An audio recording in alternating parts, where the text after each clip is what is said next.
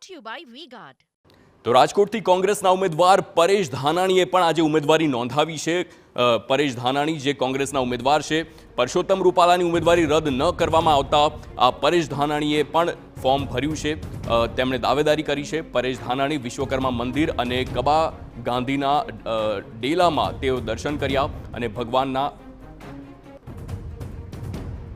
તો વિજય મુહૂર્તમાં પરેશ ધાનાણીએ આજે ફોર્મ ભર્યું છે।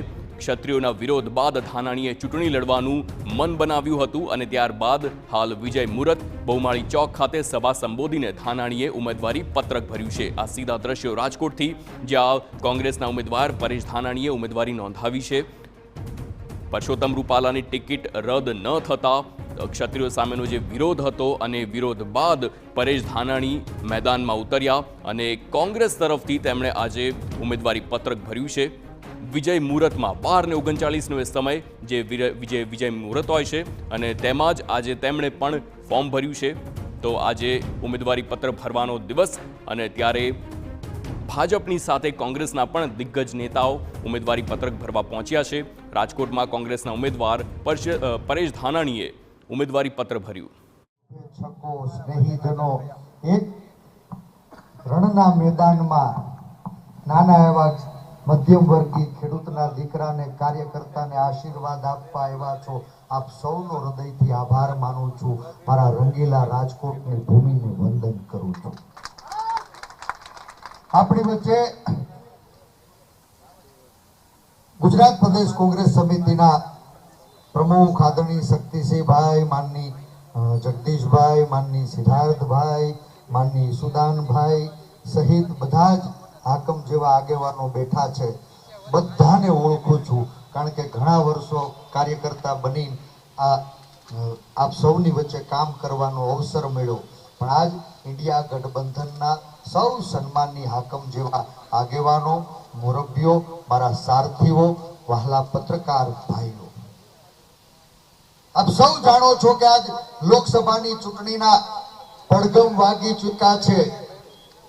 પહેલા તબક્કાનું આજ મત એ પેટીમાં પુરાઈ રહ્યો છે અને બીજી તરફ આ ગાંધી અને સરદારના ગુજરાતમાં શાસકોનો અહંકાર સતત અને સળંગ 7મા આસમાને પહોંચી ગયો છે। ત્યારે આ રાજકોટમાં ક્યાંય વર્ગ વિગ્રહનું બીજ રોપીને ઈરાદાપૂર્વક રાજકીય રોટલા શેકવાનું ષડયંત્ર રચનારા એ ભારતીય જનતા પાર્ટીના લોકો ગુજરાતના ભવિષ્યમાં ધકેલાઈ જનારું જે મારું યુવાધન છે ને, એને બચાવવા માટે, એની આવતીકાલને બચાવવા આપણે આજ સૌ ભેગા થયા છે। કોઈ કીધું કે પરેશભાઈ તું નાના કરતા હા કરી બેઠો। મેં કીધું હા, હું કોંગ્રેસનો કાર્યકર્તા છું અને જ્યારે આ દેશની દીકરીઓ ના દામન ઉપર કોઈ દાગ લગાડવાનો પ્રયાસ કરે ને, ત્યારે મારે ઈ સભાની અંદર ભીષ્મ પિતામહ કે ગુરુ દ્રોણ નથી બનવું બાપ। કે દીકરીઓના દામનને દાગ લગાડે ને તો ભગવાન કૃષ્ણનો સાર,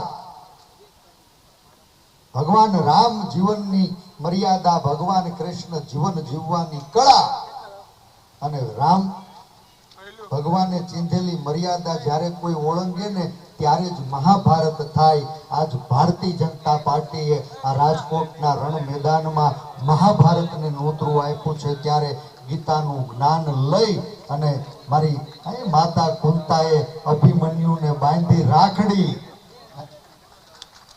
દેવી શક્તિએ દીકરાને રાખડી બાંધી છે।